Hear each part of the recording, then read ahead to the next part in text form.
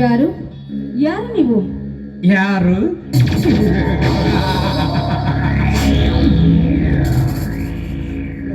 ಏ ದೀಪ, ನೀನ್ಯಾರೆನ್ನುವುದು ನನಗೆ ಚೆನ್ನಾಗಿ ಗೊತ್ತು. ಬಟ್ ನಾನ್ಯಾರೆನ್ನುವುದು ನಿನಗೆ ಗೊತ್ತಿಲ್ಲವೇ? ಏ ಮಿಸ್ಟರ್, ನೋಡು, ನೀನು ಯಾರೆಂದು ತಿಳಿದುಕೊಳ್ಳಲು ನೀನೇನು ಮಹಾತ್ಮ ಗಾಂಧಿಯೋ ಅಥವಾ ಸುಭಾಷ್ ಚಂದ್ರ ಬೋಸ್? ಮಹಾತ್ಮ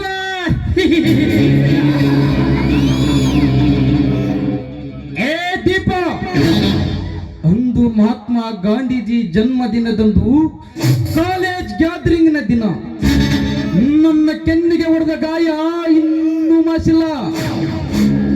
ಈಗಲಾದರೂ ನೆನಪಾಯಿತೆ ನಾನ್ಯಾರೆನ್ನುವುದು. ಓಹೋ, ಅಂದು ನನ್ನ ಕೆನ್ನೆಗೆ ಗುರಿಯಾದ ನೀನೇ ತಾನೆ? ಅಂದ ಹಾಗೆ ನೀನು ವಿಷಕಂಠ ತಾನೆ? ವಿಷಕಂಠ? ಹೌದು ದೀಪ, ಅದೇ ವಿಷಕಂಠ. ಬರೀ ವಿಷಕಂಠನಲ್ಲ ದೀಪ, ಹರಗಾಯಗೊಂಡ ಘಟ ಸರ್ಪ ಈ ವಿರೋಧಿ ವೀರ ವಿಷಕಂಠ. ನೋಡು, ನೀನು ಘಟ ಸರ್ಪವಾದರೆ ಅಥವಾ ವಿಷ ಸರ್ಪವಾದರೆ ನನಗೇನು? ಮೊದಲು ಇಲ್ಲಿಂದ ಹೊರಟು ಹೋಗ.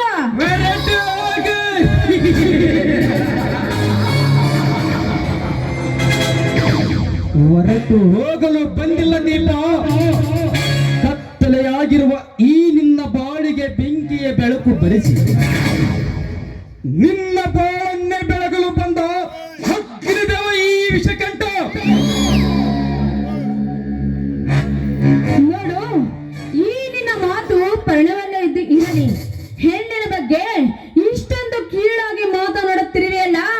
ನೋಡು, ನೀನು ಇದೇ ರೀತಿ ಮಾತನಾಡಿದ್ದೀಯಾದರೆ ಪರಿಣಾಮ ನೆಟ್ಟಗಿರುವುದಿಲ್ಲ.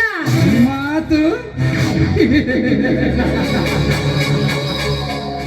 ದೀಪ, ಮುತ್ತಿನಂತೆ ಮೆತ್ತನಿರುವ ನಿನ್ನ ದೇಹದ ಹುತ್ತಕ್ಕೆ ಸುತ್ತಲೂ ಮೆತ್ತಿ ಸ್ತ್ರೀಲಿಂಗದಲ್ಲಿ ಎಡೆ ಎತ್ತಿ ವಿಷ ಕಕ್ಕಲು ಬಂದಿರುವ ಏಕ ಪುರುಷ ಈ ವಿಷಕಂಠ.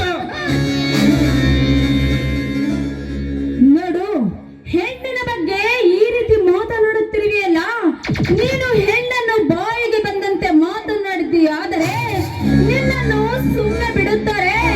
ನೋಡು, ಸುಮ್ಮನೆ ಇಲ್ಲಿಂದ ಹೊರಟು ಹೋಗು, ಇಲ್ಲವಾದರೆ ಎಚ್ಚರವಾಗುತ್ತದೆ. ಪರಿಣಾಮ. ಏ ದೀಪ, ನಿನ್ನಂತ ಪರನಾರಿಯರು ಪರಿಪರಿಯಾಗಿ ಬೇಡಿಕೊಂಡರು. ಅವರ ಶೀಲದ ಪರೆದ ತೆರೆಮರೆಯಲ್ಲಿ ಹರಿದು ಅವರ ಹಣೆ ಬರವನ್ನೇ ಬದಲಿಸಿದ ಬ್ರಹ್ಮ ಈ ವಿಷಕಂಠ. ನೋಡು ದೀಪ, ನನ್ನ ಮಾತಿಗೆ ಹಪ್ಪಿದರೆ ಸರಿ, ಇಲ್ಲವಾದರೆ ಕೈ ಬಿಡು ಕಾಮುಕ. ನೋಡು, ನೀನು ಇದೇ ರೀತಿ ಮಾತನಾಡಿದ್ದೀಯಾದರೆ ನಿನ್ನನ್ನು ಇಲ್ಲ ಹುಟ್ಟಿಲ್ಲ ಸಣ್ಣಬೇಕಾಗುತ್ತದೆ. ಎಚ್ಚರ.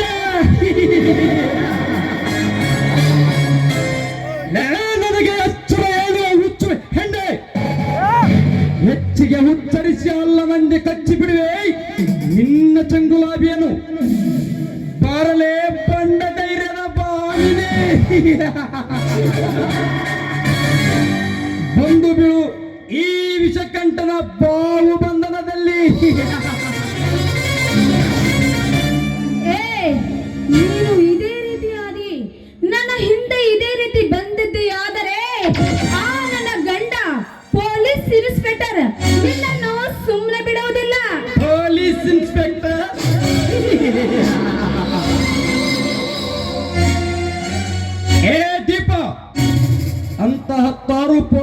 ಆಫೀಸರ್ ಅನ್ನು ನನ್ನ ಜಿಂದಗಿಯಲ್ಲಿ ಅದೆಷ್ಟೋ ನೋಡಿದ್ದೇನೆ.